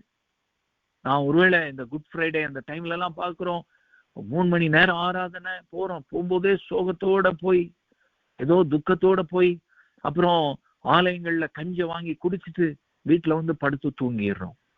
அது அல்ல. தேவனுடைய பிள்ளைகளோட ஐக்கியம், கர்த்தரை ஆராதிக்க வேண்டும், கர்த்தரை மகிமைப்படுத்த வேண்டும், கர்த்தருடைய ஊழியத்தை நாம் செய்ய வேண்டும். கிறிஸ்து உயிர்த்தார், கிறிஸ்து இயேசு நம்முடைய பாவங்களுக்காக மரித்தார் என்று சொல்லி, அவர் உயிர்த்தார் என்று சொல்லி நம்ம அந்த சத்தியத்தை பிறருக்கு நாம் சொல்ல வேண்டும். அதற்குதான் கர்த்தர் ஐக்கியம், அதற்குதான் ஐக்கியத்தை கர்த்தர் கொடுக்கிறார். நான் வாசிக்க கேட்கலாம். 2 வசனங்களை வாசித்து நாம் ஜெபம் பண்ணுவோம். 1 யோவான் 1வது அதிகாரம் 3வது வசனத்தை நான் வாசிக்க கேட்கலாம். அங்கே யோவான் சொல்றாங்க, எங்களுடைய ஐக்கியம் பிதாவோடும் அவருடைய குமாரனாகிய இயேசு கிறிஸ்துவோடு கூட இருக்கிறது. அதனால எங்களோடு கூட நீங்கள் ஐக்கியப்பட வேண்டும் என்று சொல்லுகிறதை நாம் வேதத்திலே வாசிக்கிறோம். வாசிக்க கேட்கலாம். 1 யோவான் 1:3. நீங்களும் எங்களுடைய ஐக்கியம் உள்ளபடி நாங்கள் கண்டும் கேட்டும் இருக்கிறதை உங்களுக்கும் அறிவிக்கிறோம். எங்களுடைய ஐக்கியம் பிதாவோடும் அவருடைய குமாரனாகிய இயேசு கிறிஸ்துவோடும் இருக்கிறது. ஆமென். ஆமென், ஆமென். அங்கே சொல்லப்பட்டிருக்கிறது, நீங்கள் எங்களோடு கூட ஐக்கியப்பட வேண்டும். கர்த்தருடைய பிள்ளைகளோடு கூட ஐக்கியப்பட்டு, ஏனென்றால் நாங்கள் யாரோடு கூட ஐக்கியப்பட்டிருக்கோம்? கர்த்தரோடு ஐக்கியப்பட்டிருக்கிறோம். கர்த்தரோடு கூட ஐக்கியப்பட்டிருக்கிறோம். நம்ம இணைந்து என்ன பண்ணணும்? நாம் தேவனுடைய சந்தோஷத்தை, நிறைவை நாம் மற்றவர்களுக்கு கொடுக்க வேண்டும். வேத பகுதி அதான் சொல்லுது. இன்னைக்கு அநேக இடங்கள்ல நம்ம என்ன பண்றோம்? கூடி ஆராதிக்கிறோம், சாப்பிடுறோம், போயிடுறோம். நல்லதுதான், சாப்பிடுறது தப்பு கிடையாது. ஆனா சாப்பாடே முடிஞ்சு போயுது. அப்ப இன்றைக்கு நாம் இன்னொரு அதிகாரத்தை நாம் வாசிக்க கேட்கலாம். அப்போஸ்தலர் 2வது அதிகாரம் 3-4 நாம் வாசிக்க கேட்போம். அங்கே பெந்தைக்கோஸ்தே அனுபவத்தை நாம் பார்க்கிறோம். கர்த்தருடைய பிள்ளைகள் கூடி கர்த்தரை ஆராதிக்கிறார்கள், கர்த்தரை தொழுது கொள்ளுகிறார்கள். அந்த வேத பகுதியை நான் வாசித்து பார்க்கும் பொழுது, அன்றைக்கு 50வது நாள் அங்கே பஸ்கா பண்டிகை நடந்து 50வது நாள் அங்கே அவர்கள் எல்லாரும் அந்த 50வது நாள்ல அவர்கள் அந்த தங்களுடைய முதற் பலனை தேவ சமூகத்திலே அவங்க கொண்டு போக வேண்டிய நாள். அந்த தேவ சமூகத்துல போய் கர்த்தரை ஆராதிக்கக்கூடிய ஒரு நாள். அப்ப எல்லாரும் அங்கே ஆலயத்துக்கு போயிருக்க வேண்டியவங்க. இந்த 120 பேர் இருக்காங்களா, எல்லாருமே யூதர்கள். அவங்க எல்லாருக்கும் தெரியும் என்றால் அவர்கள் அதிலே வளர்ந்தவங்க தான். எல்லாருமே யூதர்கள். அவங்க எல்லாரும் ஆலயத்துல போய் அங்கே அன்றைக்கு தேவ சமூகத்துல இருந்து அங்க ஆசாரியர்கள் செய்கிற காரியங்கள், அந்த காரியத்தை ரிச்சுவல்ஸ் அவங்க பண்ணிக்கிட்டு இருந்திருக்கணும். ஆனா அவங்க போகல. அந்த வேத பகுதி சொல்லுகிறது, அவர்கள் என்ன பண்ணாங்களாம்? கூடி கர்த்தரை ஆராதித்தார்கள், கூடி தேவனை மைமைப்படுத்தினார்கள், அவர்கள் ஒருமனப்பட்டிருந்தார்கள் என்று சொல்லி அந்த வேத பகுதி சொல்லுகிறது. அப்போ ஒருமனப்பட்டிருக்கும் போது தேவ பிரசன்னம் அந்த இடத்தை நிரப்பினதை நாம் வாசிக்க கேட்கலாம். அப்போஸ்தலர் 2:3-4. அல்லாமலும் அக்கினிமயமான நாவுகள் போல பிரிந்திருக்கும் நாவுகள் அவர்களுக்கு காணப்பட்டு அவர்கள் ஒவ்வொருவர் மேலும் வந்து அமர்ந்தது. அவர்கள் எல்லாரும் பரிசுத்த ஆவியினால் நிரப்பப்பட்டு ஆவியானவர் தங்களுக்கு தந்தளின வரத்தின்படியே வெவ்வேறு பாஷைகளிலே பேசத் தொடங்கினார்கள். ஆமென். ஆமென், ஆமென், ஆமென். 8வது வசனம் 8, 9, 10. அப்படி இருக்க நம்மில் அவர்களுடைய ஜென்ம பாஷைகளிலே இவர்கள் பேசி கேட்கிறோமே, இது எப்படி? பார்த்தரும், மேதரும், எலாமித்தரும், மெசொப்பொத்தேமியா, யூதேயா, கப்பத்தோக்கியா, பொந்து, ஆசியா, பிரிகியா, பம்பிலியா, எகிப்து எனும் தேசத்தார்களும், சிரேனே பட்டணத்தை சுற்றியிருக்கிற லிபியாவின் திசைகளிலே குடியிருக்கிறவர்களும், இங்கே சஞ்சரிக்கிற ரோமாபுரியாரும், யூதரும், யூத மார்க்கத்தை அமைந்தவர்களும், கிரேத்தரும், அரேபியரும் ஆகிய நாம் நம்முடைய பாஷைகளிலே இவர்கள் தேவனுடைய மகத்துவங்களை பேச கேட்கிறோமே என்றார்கள். ஆமென், ஆமென், ஆமென், ஆமென். ஹல்லேலூயா. இந்த வேத பகுதியில அங்கே கர்த்தருடைய பிள்ளைகள் கூடி கர்த்தரை ஆராதிக்கிறார்கள். அங்கே பரிசுத்த ஆவியானவர் அவர்களை நிரப்பினதை இந்த வேத பகுதியில வாசிக்கிறோம். எல்லாரும் தங்களுக்கு கொடுத்த பாஷையின்படியே வெவ்வேறு பாஷைகளை பேசினார்கள். பாஷைகளை பேசி அவர்கள் என்ன பண்ணாங்களா? வேற தேசத்திலிருந்து வந்த யூதர்கள் எல்லாரையும் கிறிஸ்து இயேசுவின் மகத்துவத்தை சொல்லுகிறதை இந்த வேத பகுதியை வாசிக்கிறோம். இந்தியாவில் ஒரு ஊழியர் ஸ்டான்லி, அந்த ஊழியர் இவ்விதமா இந்த காரியத்தை அவர் சொன்னாரு. அந்நிய பாஷை கொடுப்பது எதற்கு? எல்லா பாஷையான பேசுகிற மக்களை ரீச் அவுட் பண்ணுவதற்கு. அதான் இந்த வேத பகுதியிலே நடக்கிற காரியம். அப்ப இன்றைக்கு நம்ம என்ன பண்றோம்? இன்றைக்கு நாம் களி கூடுறோம், அதோட முடிச்சு சாப்பாட்டையே முடிச்சிடுறோம். நம்ம ஐக்கியம் எதற்கு? எதற்காக கர்த்தர் நம்மை இணைத்தார்? நம்மை இணைந்து கிறிஸ்துவை அறிவிப்பதற்கு, கிறிஸ்து இயேசுவை உலகத்திற்கு. இந்த மக்கள் இத்தனையோ மொழி பேசுகிற மக்கள் இந்த வேத பகுதியில, அவங்க எல்லாரும் யூத லாங்குவேஜ பேசுறவங்க.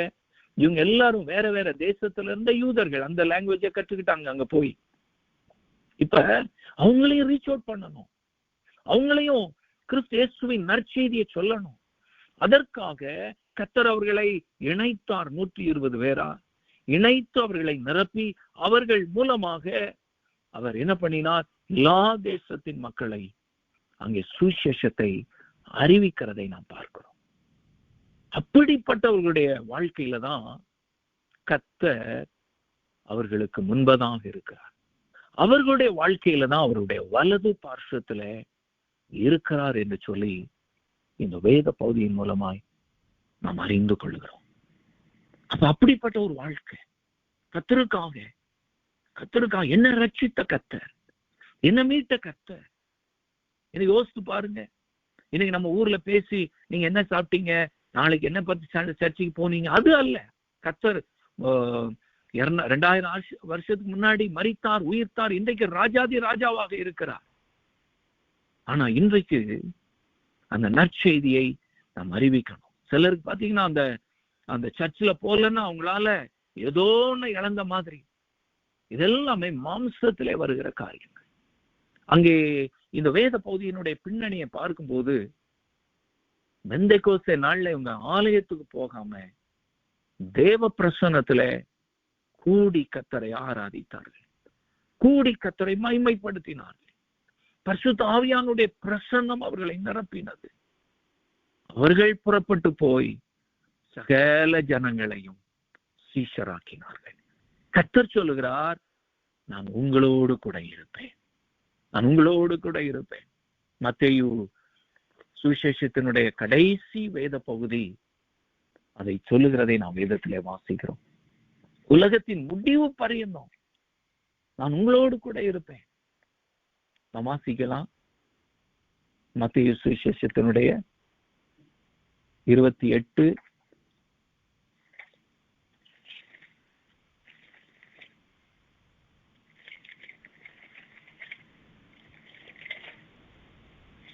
கடைசி 20. நான் உங்களுக்கு கட்டளையிட்ட யாவையும் அவர்கள் கை கொள்ளும்படி அவர்களுக்கு உபதேசம் பண்ணுங்கள். இதோ உலகத்தின் முடிவு பரியந்தம் சகல நாட்டிலும் நான் உங்களோட கூட இருக்கேன். 18 இருந்தே வாசிங்க. அப்பொழுது இயேசு சமீபத்தில் வந்து அவர்களை நோக்கி, வானத்திலும் பூமியிலும் சகல அதிகாரமும் எனக்கு கொடுக்கப்பட்டிருக்கிறது.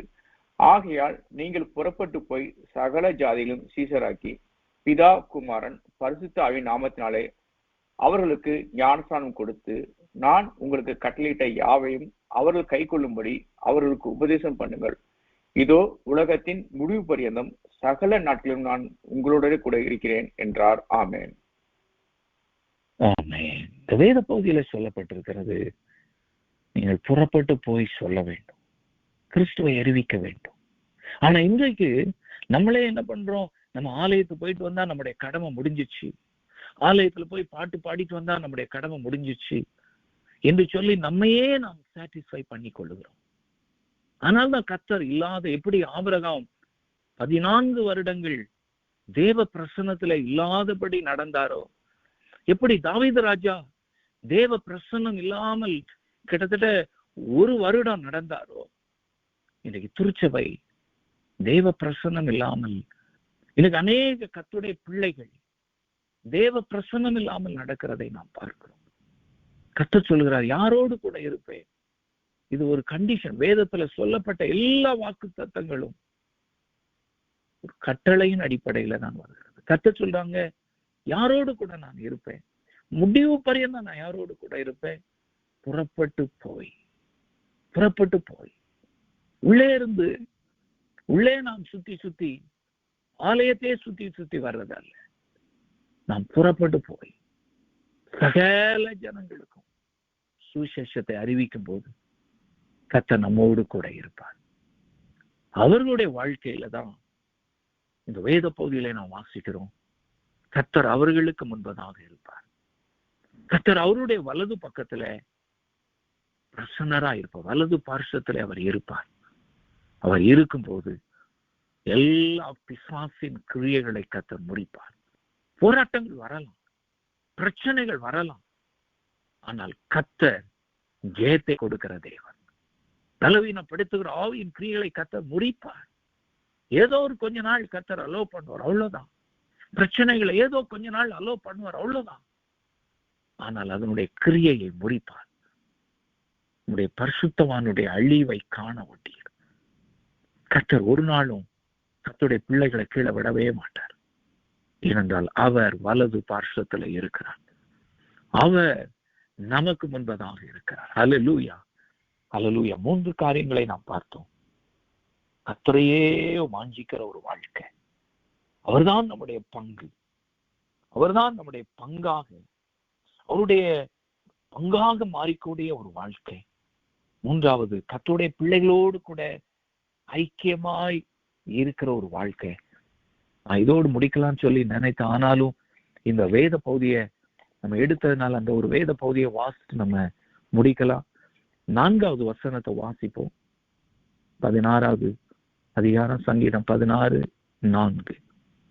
அந்நிய தேவனை நாடி பின்பற்றுகிறவர்களுக்கு வேதனைகள் பெருகும். அவர்கள் செலுத்துகிற இரத்த பான பலிகளை நான் செலுத்த மாட்டேன். அவர்கள் நாமங்களை என் உதடுகளால் உச்சரிக்கவும் மாட்டேன். ஆமென்.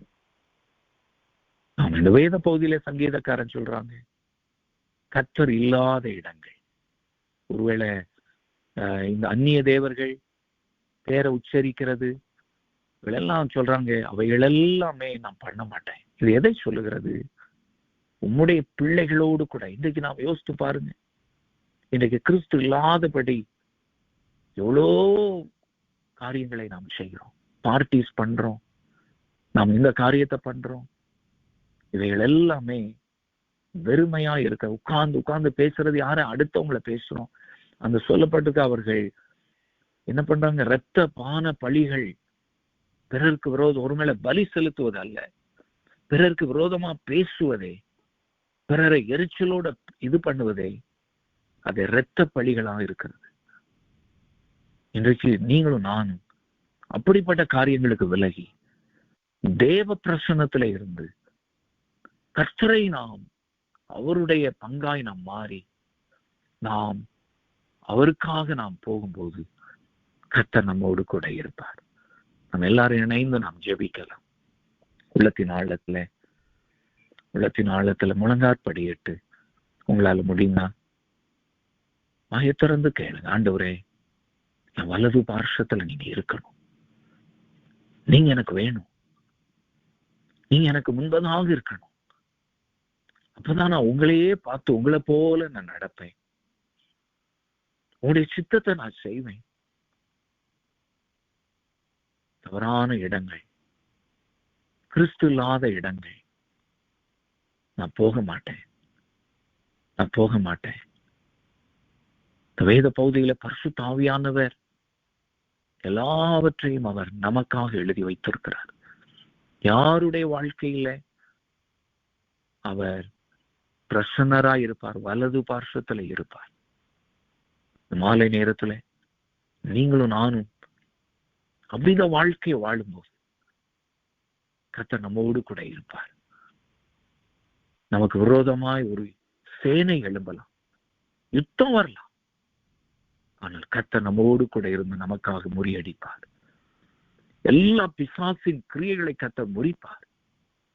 சிலுவையிலே முறித்தவர், வலு சர்ப்பத்தை தன்னுடைய காலின் கீழே நசுக்கினவர் அதே தேவன் நம்முடைய பக்கத்திலே நிழலாக இருக்கும் போது, நமக்கு முன்பதாக அவர் இருக்கும் போது, நம்முடைய வலது பார்শ্বத்துல இருக்கும் போது எல்லா அந்நிய கிரியைகளை முறிப்பார். அந்நிய கிரியைகளை கர்த்தர் முறிப்பார். இந்த மாலை நேரத்துல உள்ளத்தின் ஆழத்துல, ஆண்டவரே, என்னுடைய வாழ்க்கையில் இருக்கிற குறைகள் எல்லாம் மன்னிங்க, என்னுடைய வாழ்க்கையில் இருக்கிற குற்றங்களை எல்லாம் மன்னிங்க. மாம்சத்திற்கும் இச்சைகளுக்கும் நான் இடம் கொடுத்துட்டேன். என்னை தயவா மன்னிங்க, என்னை தயவா மன்னிங்க. உடைய ரத்தத்தினால் என்னை கழுவி என்னை பரிசுத்தப்படுத்துங்க. ஒருவேளை இந்த நாட்களில இன்றைக்கு உயிர்த்தெழுந்த நாட்களுக்கு நேராய் இன்றைக்கு நடந்து செல்கிற, அதை நினைவு கூறுகிற நாட்களுக்கு நேராய் நடந்து செல்கிற இன்றைக்கு நம்முடைய வாழ்க்கையில,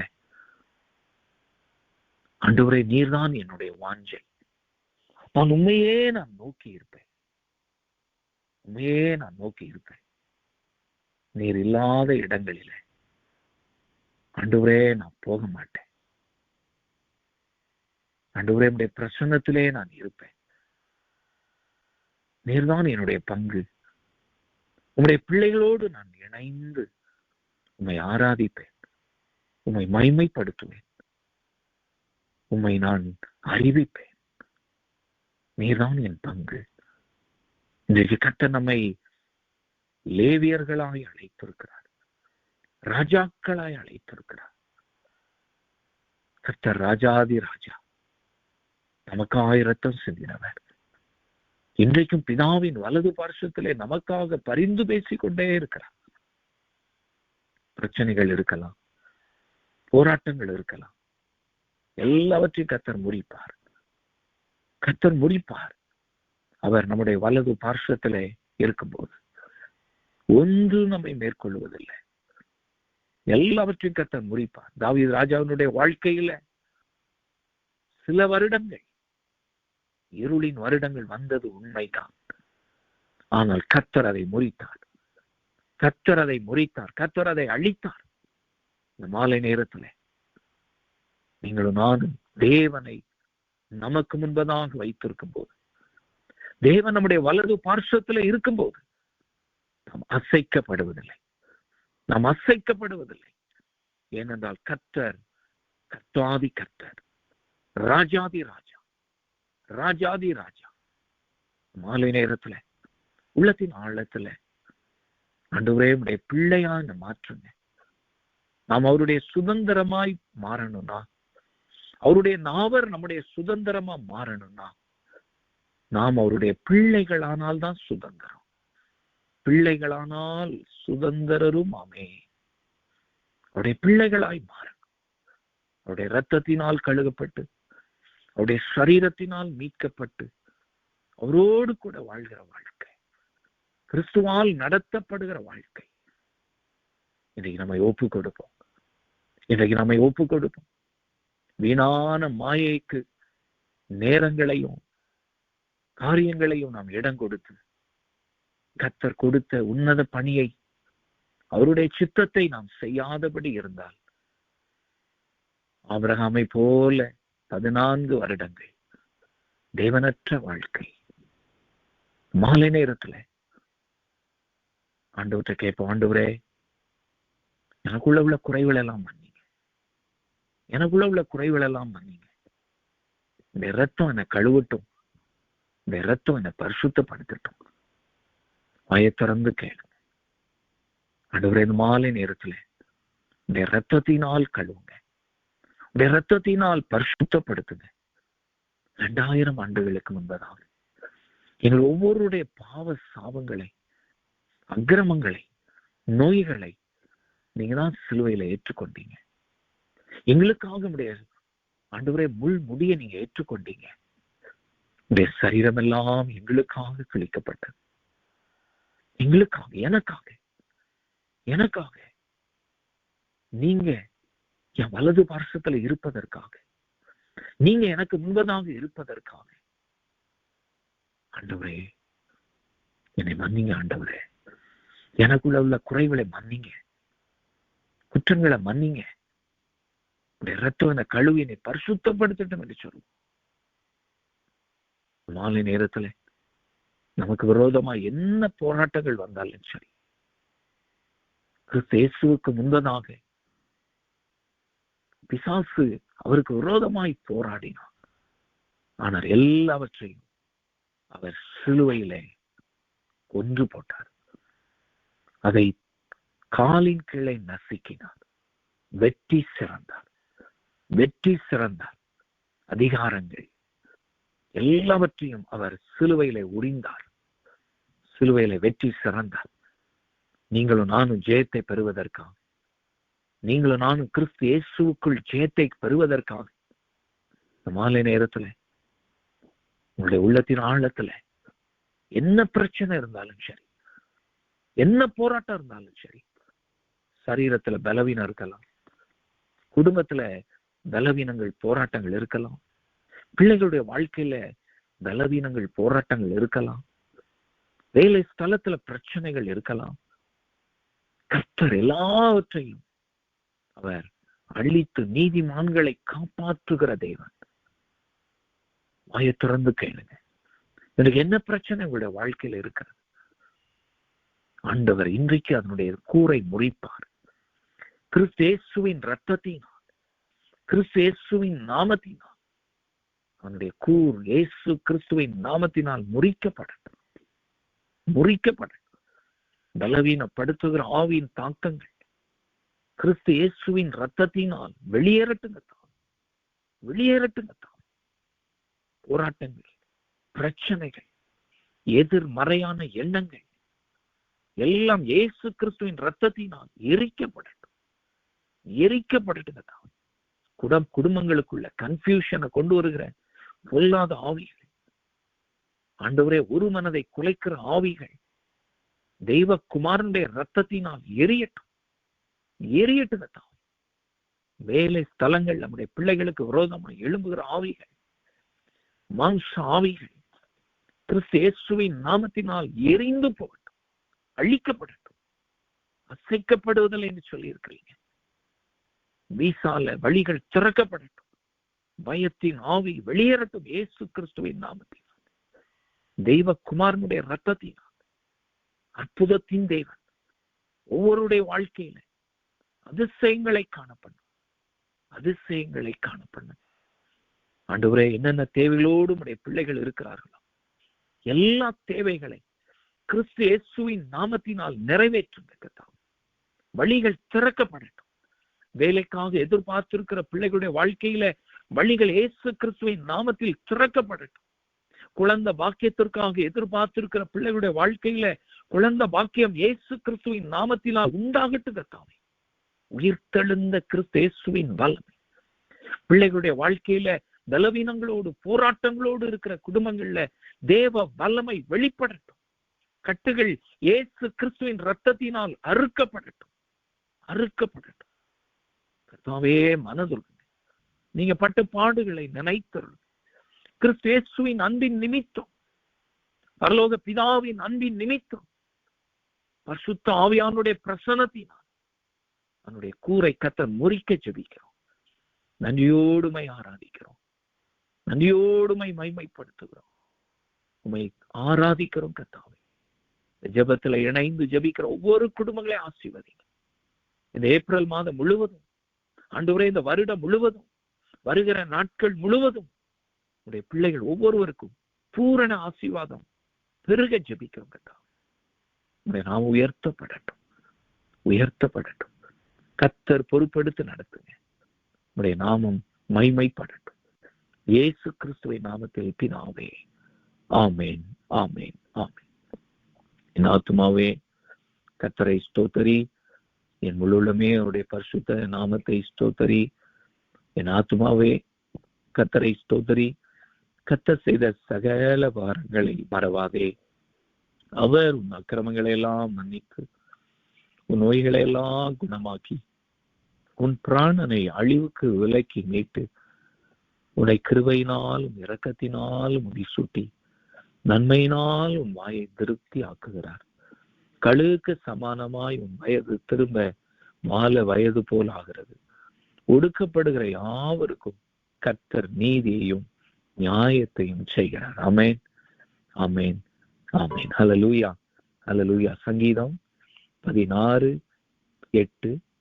கர்த்தரை எப்பொழுதும் எனக்கு முன்பாக வைத்திருக்கிறேன். அவர் என் வலது பார்சத்தில் இருக்கிறபடியால் நான் அசைக்கப்படுவதில்லை. ஹல்லேலூயா, ஹல்லேலூயா. கர்த்தர் தன்னுடைய பிள்ளைகளை அசையாதபடி பூரணமாய் பாதுகாத்து அவர்களை ஆசீர்வதித்து அவர் நடத்துவார். இந்த வார்த்தையின் ஆசீர்வாதம் ஒவ்வொருடைய வாழ்க்கையில, பிள்ளைகளுடைய வாழ்க்கையில, குடும்ப வாழ்க்கையில இயேசு கிறிஸ்துவின் நாமத்தில் வெளிப்படுவதாக. ஆமேன், ஆமேன், ஆமேன். அந்த எல்லாருக்கும் நன்றி. கர்த்தர் உங்களை ஆசீர்வதிப்பார்.